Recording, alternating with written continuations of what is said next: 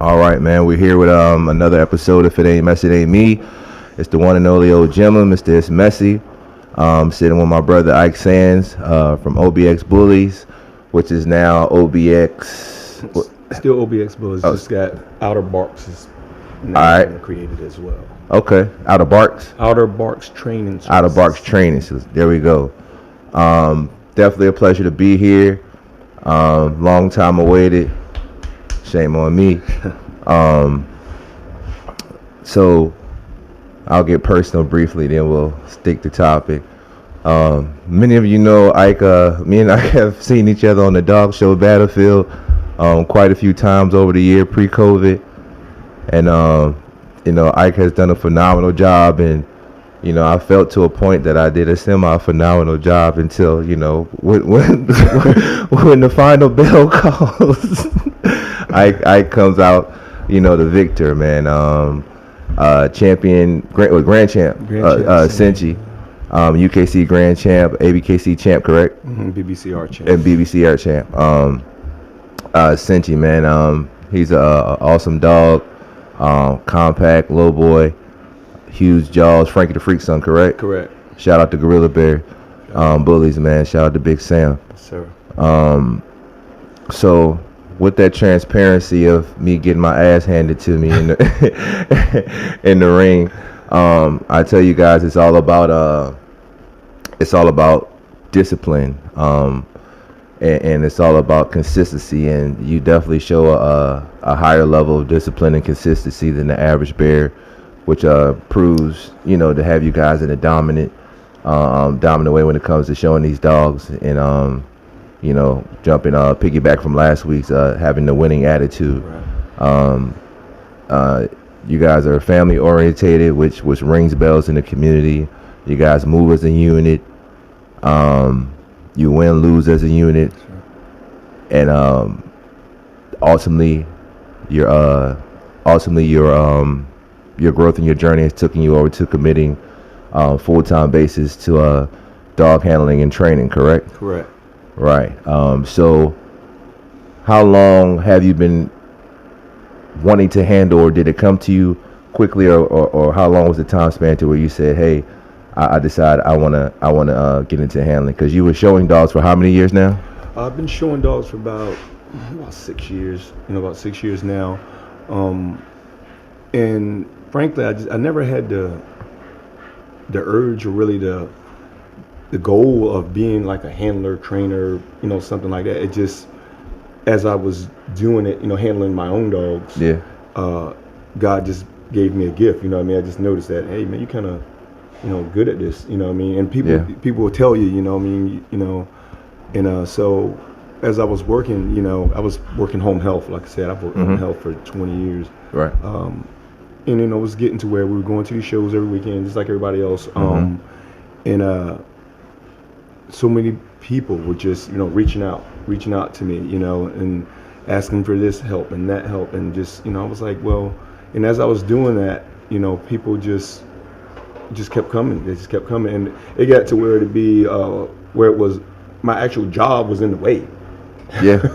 You know what I mean? I mean, and that's funny to say, but it's what it came down to is just the demand. The demand kept coming. Now I'll interject with this. Demand don't normally come. I'm about to be a little petty and a little messy. Demand doesn't come from people wanting to learn how to lose. Right. They didn't seek out Ike and his family's skill set because they consistently lose. They definitely have exhibited skill sets of having the winning mindset and the winning attitude to make things happen. They've definitely presented themselves in a way to where people want to know what and how they do what they do. If you've seen Ike out there, and I'll let him talk about it in a second, but Ike is famous. I don't have to use infamous. He's famous for the animal crackers. I got all this stuff. I use hot dog. I use bacon, and this is as far as baiting your dog. Some people, when handling your dog, their dogs, they don't Some people don't like to use any kind of baits whatsoever. Some of us go to extreme to get things that pretty much is cracked to most dogs, which is a bad thing, to be honest with you. I like using hot dogs and bacon. I'll go ahead, cook some bacon, put it in little bits and put it in my pocket, rub it on my hands. This way, if I don't particularly have, the object in my hands, the smell or scent's there for them to, to get their attention. But again, that's not really a good thing per se, because if you do that in the ring, you might, well, that's a good strategy, honestly. You could throw off a lot of other dogs. That's true. That's true. So if y'all want to get messy and you really got your shit together, go ahead and bring some hot dogs and bacon on you, and your dog may know to focus, and the other dogs may be way off. So that might be a good tip. But yeah, ultimately it might be posed to be a potential distraction for the other dogs when you smell like fresh bacon grease and hot dogs and stuff like that. So when I seen Ike out there, he uses animal crackers. He's been training his dogs with that for quite some time, and they respond accordingly.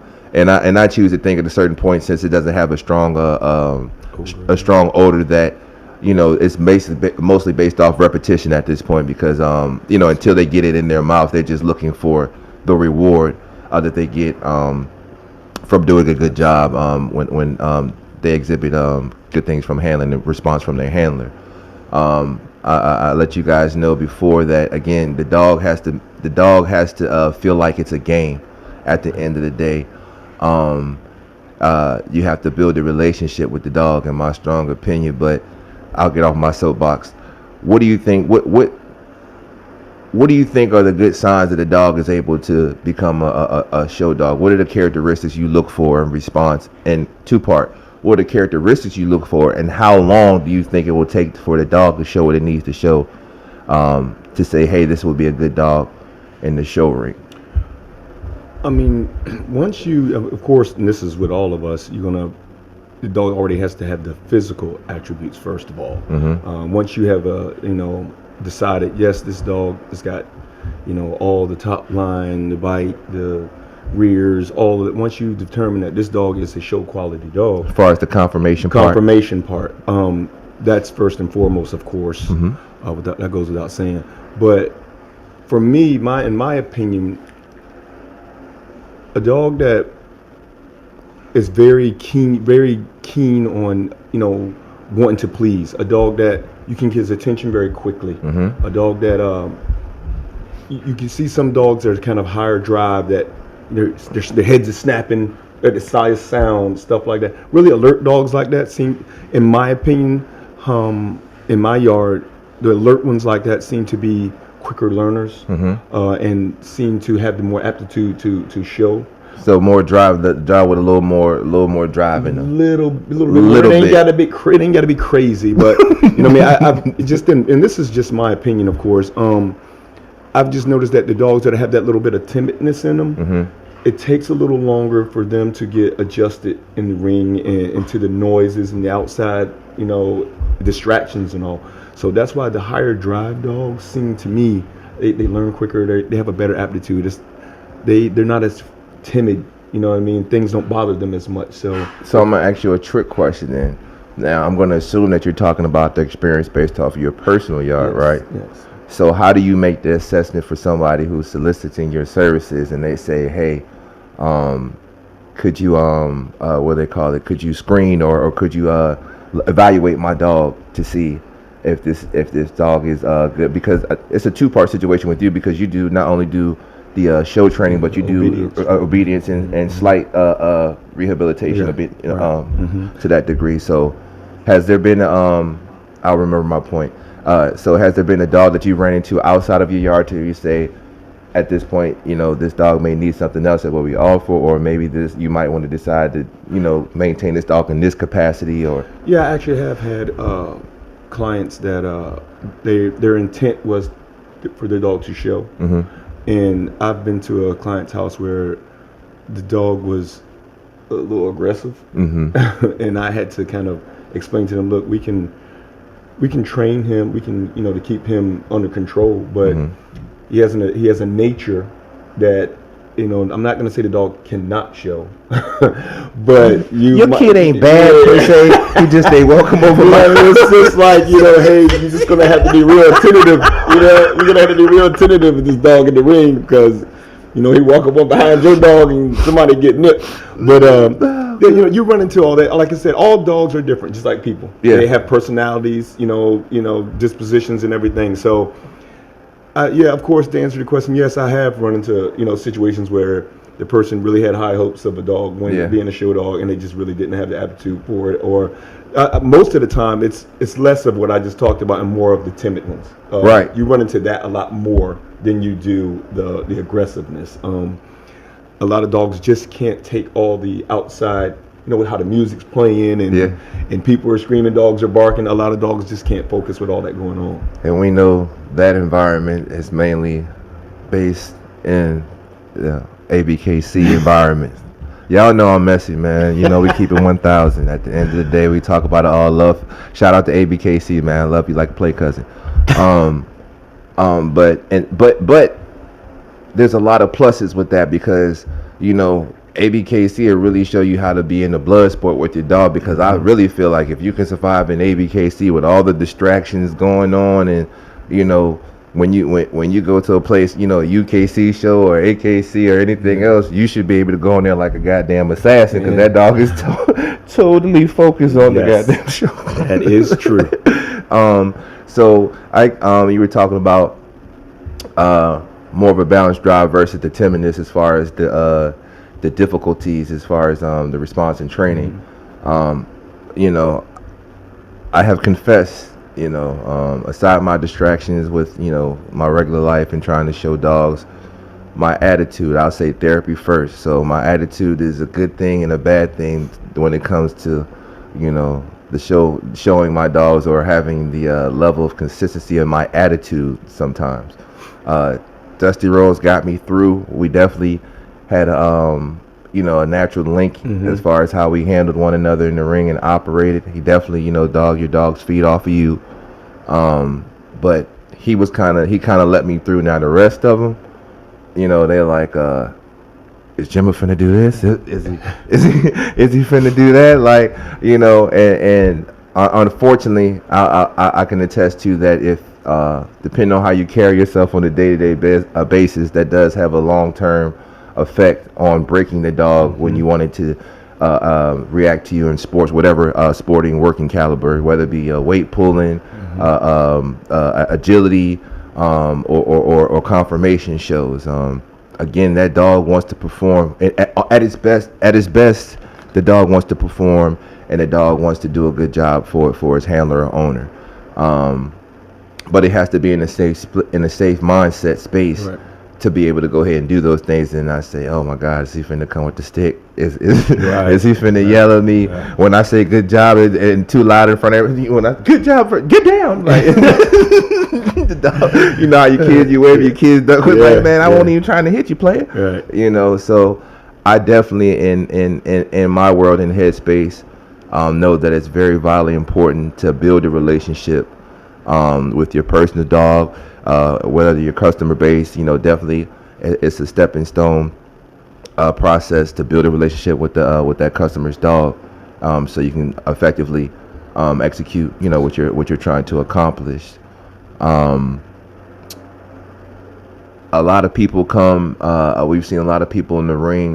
We've seen a shortage, honestly, of people who want to handle their dogs out there, and we've been ringside many a times, and people will see you doing your thing, and they try their hand with you. Hey man, you mind showing my dog? Like, cool, and you're honored, and you're like, God damn, you ain't see me win. I gotta go right back. Just real fast, and that, oh my soul, that level of stress of when you're in a run, and you're trying to handle your dog, and you done signed up to handle two other dogs, and you look like you got what's them shot, the COVID shot patches and smallpox. You got about 6 different numbers. You look like you're on the auction block out there. You got 6 different numbers. They calling you left and right, and it could be very, very confusing sometimes. So what I try to do, because I'm not advanced level thing, but I believe whatever your level of consistency, you'll eventually get there. So I try to educate people. I not only feed the people, I also teach them how to fish for themselves. And a lot of people don't like that, which is fine for people like you and I, depending on what your service is, because you're able to step in the gap and provide a service for people. Right. But I try my best to educate people like, hey, it's consistency. Whatever you do at home, Yep. you know, just do it consistently. If you want your kids to learn something new, you keep teaching them consistently every day. The dogs, it doesn't have to be, for hour blocks. And actually, it's not going to work in hour blocks of time because the retention, dog retention is just like kids, Hey guys, this break is brought to you by Get More Graphics. They take care of all our vinyl banners, stickers, car magnets. They do our embroidery, special occasions, birthdays, you name it. They got what you need, man. Just click the link below. I said click the link. That's that Doja. Check out the link below and go holler at them, man. They'll take good care of you. Continue watching the show and just remember, if it ain't messy, you know what I mean? You got a certain amount of space and time that you want to work with that dog to keep it excited. Then you want to go ahead and give it a break, to let it, because you don't want it to make it feel just like us. We don't want the dog to feel like it's a job. It's a game. We want you to enjoy this situation, and then you want them to enjoy the reward that they get and the praise that they get. A lot of people forget that process when they're handling them dogs. And I learned that from the protection. Shout out to Kevlar K9 Protection out there in Glen Allen, and Jacob Pope out there, and Amanda. Shout out to you guys out there, man. My man Q, he's out there as well. He got one of them pigsty dogs out there, training him to be a straight killer. It's messy. But I got sidetracked. But as far as I'll catch my point in a second. I think as far as some dogs just don't have it. When you evaluate a dog, and some, you got to know when some dogs have it, when some dogs don't have it. And some of us can say, man, this dog handles great at home. You should see us at home, and oh man, he'll stop, start, sit, you know what I mean. But then when he comes out, to the stomping ground, that dog curl up, tuck his tail in, you can't do nothing with it. And then you look real foolish, at a whatever registry show you are, trying to drag your dog and correct it, and God damn it. We done seen people snatch their dog up out the ring in disappointment, but you have a small window of time frame to teach the dog, and then let it absorb the information that you've taught the dog, and then be able to react and respond to you the next time around. So what do you feel are you ain't got to give out all your sauce, you know what I mean? But what do you feel is some of the just baseline most effective things? That's where I was teaching people how to do it themselves. What do you think is the best basic thing you would tell somebody? Say, hey, I want to do this thing. I don't think I want to do it for a long time, but what are the basic things I could do at home just to get my dog, whether it be with basic obedience or basic, just the basic 1, 2, 3 handling skills? I mean, your most effective tool is, like you already mentioned it, is repetition and structure. You have to set the dog up for success. Make sure that you're doing the same thing every time. You know what I mean? Don't make sure that training regimen, whichever it is, whether it's show training or obedience training, make sure that it is consistent. Okay. You're doing the same things for that 15, 20 minutes each day. Right. Every day. The same thing. I mean, every day. Every day. I do give them a break on weekends. Right. But Monday through Friday, you got to work, baby. So what's the average? What time frame? What time frame? So every day, like how much? 15 minutes. 15 minutes. I do 15 minutes. So do you do 15 minutes once a day? Or do you do 15 minutes? 2-3 times a day? Well, if it's multiple dogs, I'm doing it. You know what I mean? So, but with one dog, I'm doing it once a day. Yeah. Because as you mentioned earlier, I don't want that dog to associate that training with something negative. I don't want punishment. You don't want to drag the training out to where the dog starts disliking it. Yeah. It's just like a kid, do your homework, but you don't want to sit here and pound the table with him, now he just break down, God damn it, he can't read. Yeah, so and like you said, some dogs, and you'll notice it, man, because and we've seen it, we've been standing together when it happens. Somebody will tell you, man, he's doing this at home, he's this, that, and third, and they get out there and the dog going to the fetal position. The leash and walk away from him at home. I'm telling you, the dog going to the fetal position in the ring. You know what I mean? So it's just every dog, man. I've seen people force dogs, in the ring and training and stuff like that, and you can do it. Yeah. But don't expect, if you're forcing the dog, don't expect a stellar performance. Right. You know what I Right. mean? The dog's got to enjoy the training, got to enjoy what it's doing. You know what I mean? So keep it fun, keep it consistent, and don't drag him through the mud. You know what I mean? Just quick pops. Bam. Here's your class. All right, now go play with the ball. Good job at training today. Go play with the ball. Here's a treat. You know, let the dog be a dog again. You know what I mean? But just be consistent. That's your biggest thing. I can't think of my brother's name. His name Q2, man. God forgive me, bro. I'm gonna remember your name and shout you out later, man. But he probably gonna know who he is when I get his example. He got this goddamn squeaky ball. Kimari? Yeah. Big shout out Big Q down in South Carolina, man.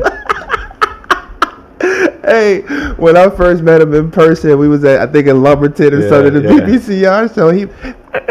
That dog erect and everything. Man, we getting that damn ring. He's still squeezing that damn ball. Dusty Rhodes, everybody dog turning. That's around. like having that hot dog. I told you, depending on what your dog is used to versus everybody else, dog. You know, your distraction could be to your benefit. Yeah. You know what I'm saying? So he kept squeezing that damn ball and throwing them dogs off. Remember the lady at UKC got us like that too. Lady at UKC did the same thing. The squeaker toys, to me, that's a little bit unfair. Man. Because, you know, everybody's dog kind of like a squeaker toy. They get to squeaking that thing, man. Everybody's dogs are turning around. Yes. So, but what the squeaky toy does do is it's a high pitch, a high frequency. So that's why you'll hear experienced people or trainers talking that high pitch bit. Hey, pup, hey, pup, good job, good job. Those are things you do. Voice inflection. Again, the dog feeds off of you. Right. Again, I think, to me, therapy first as far as the dogs is concerned. So I really think if you pay attention, for those who want to teach, not even show handling, just teach basic commands, you'll learn a lot about yourself and how you'll learn a lot about yourself and how people respond to you. If the dog doesn't respond to you, they pretty much know. You can assume those are the vibes that other people may feel. You know, if dog, come here, dog. If that's what you get, the dog is not going to come to you.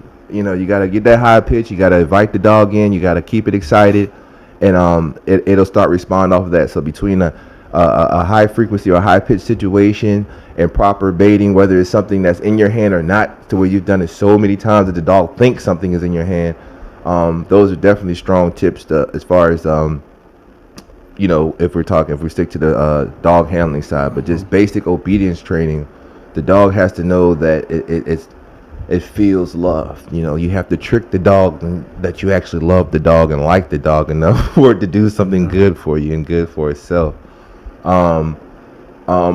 So everyone who comes around, you always see these booths inside the meet and greets and show rings, and they have all these flirt poles and show leads. I'm gonna work backwards. So what do you think? What's your opinion on flirt poles and what they offer for the dog?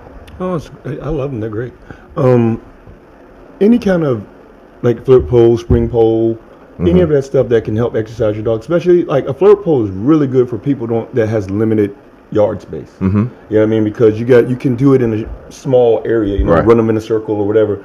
You know, so those are really good. Just all of those things are real good for the dog, and just exercising and stimulate his mind. You know what I mean? You keep working muscles that he ain't normally working, sitting in the crate and stuff like that. So all and those flirt things poles, they basically because it's an elevated situation, so it definitely works on the agility of the dog, muscle moving, but mostly in my strong opinion, since it's elevated like that, that means the dog is going to be looking up, so it's going to be exercising his neck and shoulder muscles, and more importantly, if your dog has a weak rear, or not even weak, but not as defined rear, because you know, and spring pole good for that. Yeah, dogs, you know, dogs and flirt poles are like, you know, us in the gym sometimes. You know, everybody got a mean bench press game. They top. Looking beautiful, but if you look a little lower, they got them chicken legs, you know. We've been seeing and definitely heard commentary as of recent about dogs with beautiful fronts, wide fronts, beautiful shoulders and neck and jaws is popping out, and if you just look 2 degrees to the left and look at that back end, kind of narrow. It's kind of narrow. And unfortunately, some of our colleagues, some of them have decided to adapt kennel blindness. Acute kennel blindness. All of a sudden, this is spreading like COVID. It's called acute kennel blindinosis. You know. Some of you all have been doing it for so long that you feel confident that you can never run into a situation, and you want to stand up for what I feel is like a little bit lackluster than what some of you all have been putting out. I've been in it long enough to see the momentum change, in my strong opinion, in the bully world. As I said last night, I was talking to Trey, and it's like hip hop, Shit, since I've known you, it's been at least 4 or 5 years. 4 or 5 years, yeah. So just in that small time, there's younger people coming in. You know what I mean? There's more people fresh, green, bushy tail, bright eyes with some new ideas, and and they're looking at the standard, or what currently is the standard, and they're putting on their backyard breeding boots, and they're trying some new shit. And bringing it out. I won't even say trying new shit. They're actually bringing out the dogs a little more premature, in my opinion, than our forefathers, if you will. Right. Because those teams had got together and bred whatever y'all was breeding. I ain't gonna get into that politics. That's not what we're here for today. Whatever y'all was breeding, and you bred it to a point to where there was a finished product that was consistent enough to what you were trying to not sell to people or get the people to believe that this particular breed was. You said this is not a pit bull. This is American bully. It has these features. It has these characteristics. It has this temperament. So now people are, they're mixing and matching, and they're bringing out basically F1s and F2s. Like this is the move, and there's no level of consistency in that pedigree at this point. So depending on who they are and how much pull they have in the bully/dog community, they'll go ahead and sell you hopes and dreams and saying this is the dog. But if you really have any kind of reading capabilities, or depending on what online registry they had that had pictures, you can see, oh, this dog, okay, I see like 2 or 3 short dogs, and now this dog. So basically, if you got a taller dog and they tried to make it more compact and extremely muscular, and they did it, off the second breeding, the odds of them using another dog breeding, say it was a stud, breeding to a female and getting that same kind of, it's still kind of shoddy to me. Because it's not locked all the way in. Right. Oh, the traits aren't locked. Yeah, the traits aren't locked all the way. So you kind of give. I know we got sidetracked off of handling. We're gonna get back there in a second. But you kind of run that risk. As far as the high rears and different things of that nature. But the point in saying that was the people are now bringing them dogs out more often than none, and they're handling these dogs, and somehow these dogs are slipping through the cracks, with W's out here, big W's, and people are in their frenzy. So you can't, almost, handling is definitely still prime and important. But some of these dogs, like, when they gate around and stuff like that, and they win, you just kind of get confused at the producer, the handler, the judge, everybody. You get real confused out there. So the temperament, the growth and evolution of the bully game out there, in my opinion, is definitely, again, younger people are coming out there, breeding whatever they're breeding, and trying to show it to be proficient against dogs that really, 6 years or 5 or 6 years ago, it wouldn't have cut the mustard. So as far as that, whether it's a pretty dog or a lackluster, I won't say ugly. I'm gonna try to be positive. Welcome back for another brief break. This is brought to you by King Pope Kennels. King Pope Kennels, they produce badass American bullies, and they also fabricate custom stacking boxes and whelping boxes for you guys. They make it personal, easy, quick, and efficient to use and adjust. It doesn't pull out. You adjust the fly nuts on the side and slide it back. Stack your dog up. You know the law, stack up or shut up, man. Appreciate you guys. Continue watching the show, and always remember, if it ain't messy, it ain't me. what are the best show leads? There's different kind of leads. They have the snakes. And you got the God, I forgot what the other one's called. This kind of got the triangle. You know what I mean? I forgot what it's called. Sheesh, I forgot the name. I'm having a brain fart. Sorry, but No worries. How about this? What's your go-to show lead? just your regular, just your regular snake lead with the. I don't use the clip. I like the loop. You know what I mean? So you use the nylon, the metal one, or you use like basically like the nylon or shoestring material. Shoestring, like I use that. Yeah. The nylon. And I just like I said, I don't like the. And that's and all that a lot of that show lead stuff is personal preference or what works for the dog, because I got I got certain dogs that don't like certain that weight. You know what I mean? So I gotta use different ones for different dogs sometimes. But I like a light show lead with just the loop. I don't really do the clip onto a choke, the snake choke chains. A lot of people use that, and which is fine. It's nothing wrong with that. But me personally, I just like the lead to go straight around the dog's neck, and where it's kind of gives me a little bit more control. You know what I mean? So control. Yes. So I'm about to ask something real elementary, but for the people who don't know, I'm gonna say basically I'm gonna ask my answer. What is what is a handler? What is a handler supposed to? What is the job of a handler supposed to do? And in correlation to lead, it's a show lead. Why they call it a lead? Because the handler should be leading the dog to where it needs to be. So should the dog be up here and the handler be back here, or the handler be a no, the dog is and there's levels. Right. But right. And but the job of the handler, man, and that's why I try to encourage people that are scared to show their own dog, because they have this misconception that you're out there being judged.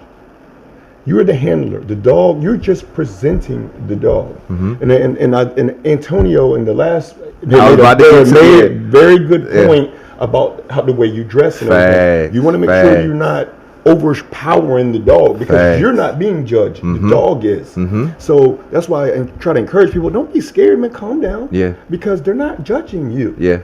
And I know sometimes people get scared that they're going to make a bad move, but that's where your practice at home comes. We're talking about consistency. So if you're doing the same thing every time that you're doing in the driveway, once you know that's been okayed by somebody, you're doing a good job. Right. And that's, okay, you're good now. You've worked out all your bugs and kinks, and you know that you're doing it right. You do the same thing you do in the driveway or wherever you is that you practice. Yeah. You do that same thing. Keep the same attitude and make sure that you're understanding what your job is. Your job is not to look pretty. Your job is to make the dog look pretty. You know what I mean? Move that dog into a position and in a stance that best presents the dog to the judge. Okay. You know what I mean? And your attire and stuff should be the background, not the foreground. Come on now. Man, you're presenting the dog, not yourself. You know what I mean? So that's why I encourage people, man, be calm yourself down. Calm yourself down. Yeah. And go through your motions. Go through the steps that you've been practicing. You ain't practicing for nothing. Yeah. Practice, do the stuff you're supposed to do, and do the same thing in the ring. Now I'm a Gemini, so I'm gonna ride both sides. And they say you can't serve two masters, but I tried so hard. Okay, so I've seen experienced handlers. Shout out to Felix, not Felix though. Slim, Latino brother, man. Slim. Forgive me, bro. I remember. Y'all forgive me. Y'all know I smoke a lot of weed. But I'll tag you in accordingly, brother. I've seen some experienced brothers, super dressed down and do their thing out there. You know what I mean? So to them, they're such at a confident level in their expertise that they don't care if they wear shorts and a wife beater out there. They know what they're known for what they're gonna do to that dog, and they can show it out there, no matter pretty much what dog they bring out there.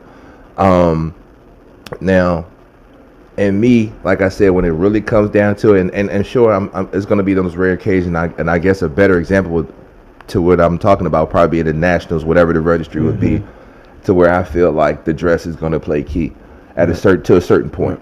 And like I said before, it's like if again, all those dogs, God bless, that everybody's, you know, on their A game. All the dogs that are in there and again, I'm gonna use nationals or something like that. All the dogs in there at a, you know, creme de la creme level. Right. At a certain point, you're gonna have to start, you know, looking at the handler a little more and like, man, what can I really say? Like the dogs are perfect. You know what I mean? So now at this point, you're kind of really basing the energy of, you know, how the dog and the handler are working together at this point to really say, man, y'all deserved it. Because at this point, you know, people say that, but you know, one day when I become a judge, so that's how I'm going to be. So I'm just letting y'all know if that's not what some of y'all old heads think, you know what I mean, get y'all shit together because, you know, it's like basketball. Everybody's doing, you know, reverse slam dunks and this and that and the third. Now you got to look, okay, well, who's the coach? Because, you know what I mean, the coach is doing something. So that handler gets his props as well. But so I think it's a balance in the game, but again, you never want to overshadow the dog because it is called the dog show, not a handler show. Right. You know what I mean? And some of y'all do get misconstrued. Y'all want to get the ringside boost and, you know, have everything be all dialed up and your dog ain't worth the goddamn, you know, pile of shit is standing in. You know what I'm saying? But you know, it's just a conglomeration of things that come together. You know what I mean, in the ring, and when somebody's really successful in the ring, you know what I mean. It's not just okay. It's this one thing right here. Facts. And that's why he won. Facts. Or it's this one thing that he's doing, and that's the secret to it all. It isn't, man. It's just, you know, and let's be honest, man. In some cases, it's luck. Yeah. It's luck. Yeah. You know what I mean? Because I mean, we've all been in the ring where it's been a dog fight.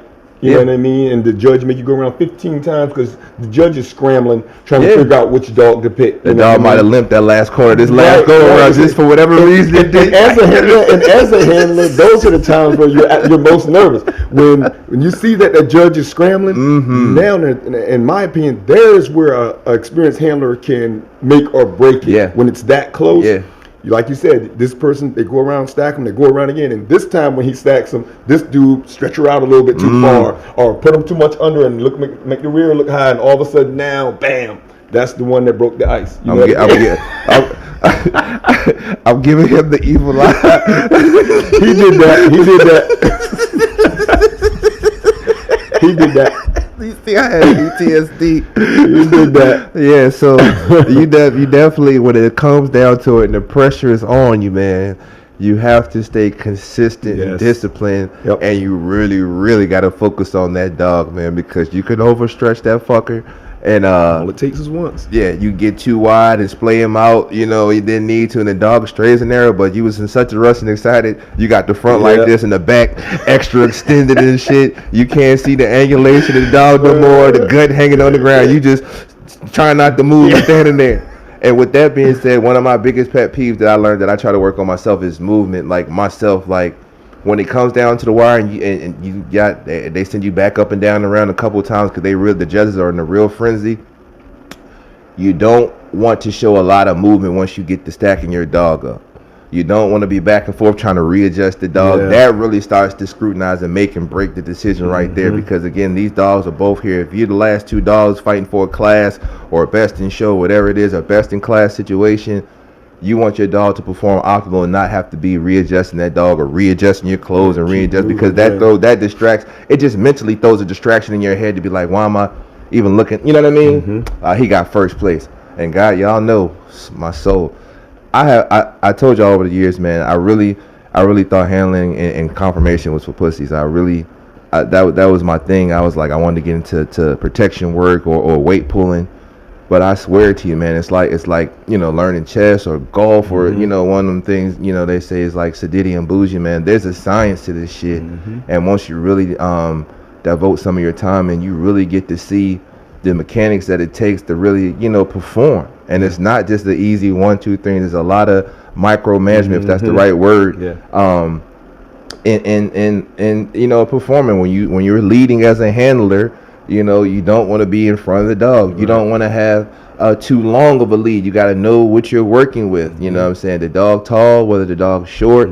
Does he like some of them light nylon show leads at UKC? We know some of them make it with a bunch of beads and shit on it. You know what I mean? All those things could be a distraction if them beads is clanging. You know what I mean?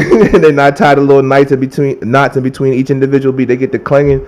All that dog keeps doing like this, looking up, thinking it's a toy or something like that. So All these things need to be taken into account.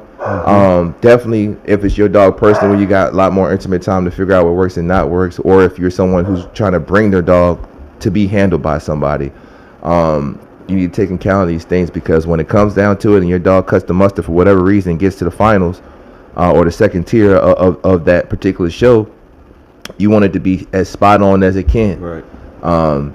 You want it to be rested, as much as possible in between shows. I know I'm saying a lot of extra sauce because some of y'all like to. I'm not only the president, I'm a client. Some of y'all like to stand up and talk the whole time and not really think just because this particular show is over that the dog doesn't need to go back in his crate and lay down and be rested and be refreshed, because it's like this dog game is like weight building, body when them boys got to hold them positions for a long time.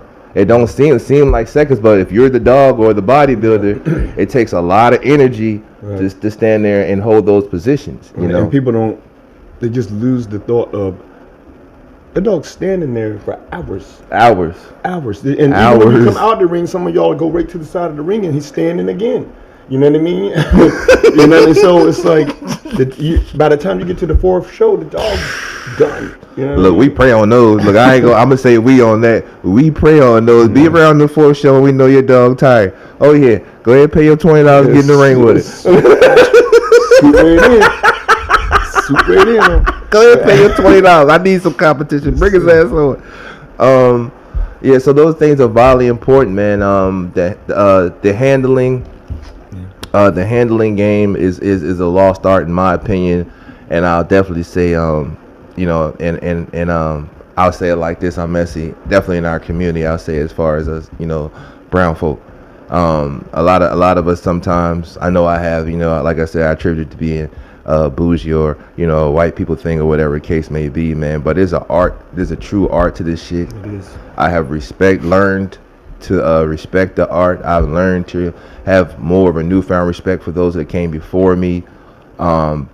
I loved. I was blessed to have the opportunity. And again, that's why I challenge you guys to go around to different registries. And a lot of people, make yourself uncomfortable. Yep. I went to my first UKC show, and truth be told, I felt like the odd man in. You know what I mean? But there was a lot of good people out there. One who commended me for being courageous to come there, and then two, they were willing to give lots and lots of information, man. Lots of information. So it was overall it's been a beautiful experience. Don't worry about it. If it ain't messy and us, Ike want to snap on the dogs right now. You know how you want to snap and your kids went in the background, but we not gonna do it now. Hold what you got, Ike. Shit, this motherfucker, man. Shut your motherfucker. Shut your motherfucker. But it's a lot, man. I've met a lot of great people. And if you're blessed to meet a lot of great people, then those situations throw you into a lot of other good arenas, because it's about networking. Yep. Mental health first, therapy first. So those dogs they're our median to meet one another. Normally we wouldn't meet each other in circumstances without the dogs. So if you bowl and got a bowling league and you met some great people in bowling, so this kind of what dogs is to us. I was able to meet some decent people out there and learn some great things and bring my kids out and turn my kids on to different things. They have the junior handlers out there, which is really, really awesome to see the youth out there getting their hands wet and being experienced in so many things. My daughter got to meet people with horses and stuff like that now, and she done rode a horse we Philly babies, Cap City babies, so that we're not quick to run and hop on. All we get to drive by. Hey, look, they go to the cow. They go. But I finally got my big ass on a horse and things of that nature. So I'm definitely grateful for the exposure and experiences that the dog world has brought me, and the people that I've been able to meet and call friends, colleagues, and family. It definitely is a lost art. So at the end of the day, again, it takes discipline, just like anything else. It takes discipline. Dog handling takes consistency. Yes. It takes determination. It takes knowledge and information Patience. and patience. More importantly, patience. It all takes patience. Ike and his family has been doing this for a while. They're a great resource of knowledge when it comes definitely as far as his dog handling and among other things. And speaking of before we make our stage left, man, what other things are you guys involved with as far as whether it be in the dog community or outside the dog community? What do you and your family do, brother? Oh man, we kind of got our hands going and everything. You know, Isaiah has his, you know, their group, the Bully Institution. Shout out to Bully Institution, Zayto, you know, my man, young Zayto, my brother. What's up, baby? Coop, Isaiah, you know what I mean, Macy, all y'all, man. Shout out to y'all. They, you know, we still work closely with them. Of course, we got the Outer Bark going on where we're doing obedience training, stuff like that. Of course, OBX Bullies is still rolling strong.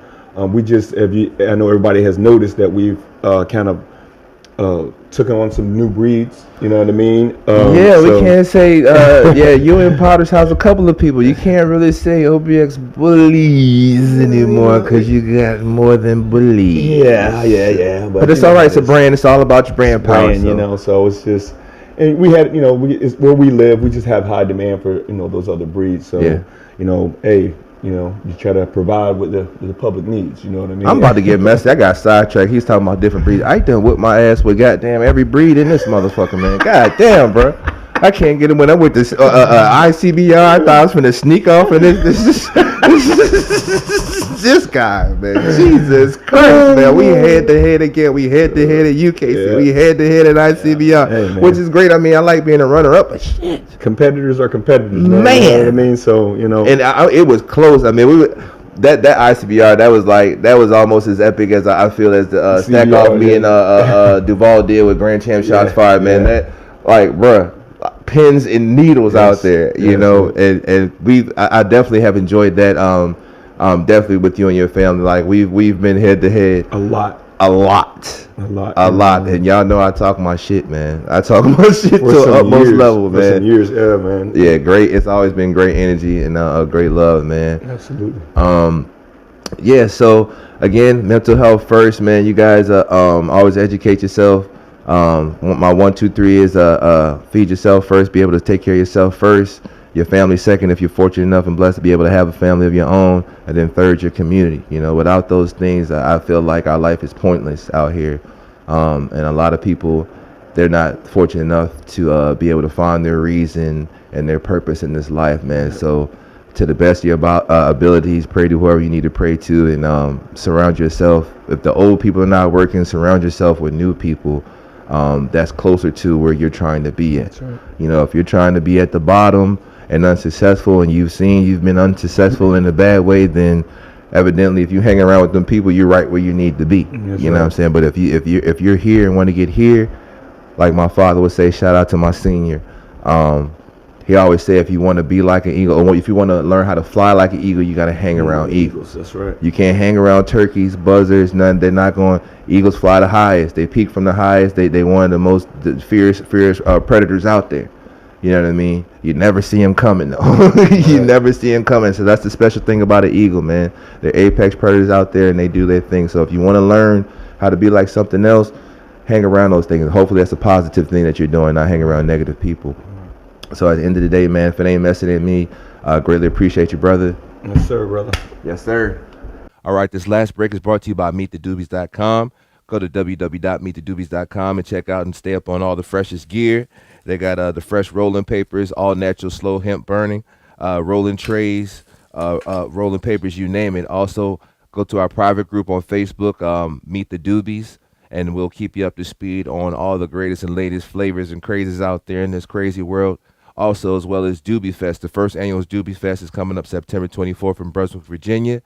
You guys check it out. It's going to be horses, family fun, food caterers. We're going to have a pop-up with vendors out there who have all kinds of situations hosted by Mike Wu. Myself and King Pope Kennels, we are hosting a meet and greet, MVP, Maryland, Virginia Family Bully Fest. So you guys come on out September 24th. Enjoy the rest of the show. And as always, if it ain't messy, it ain't me.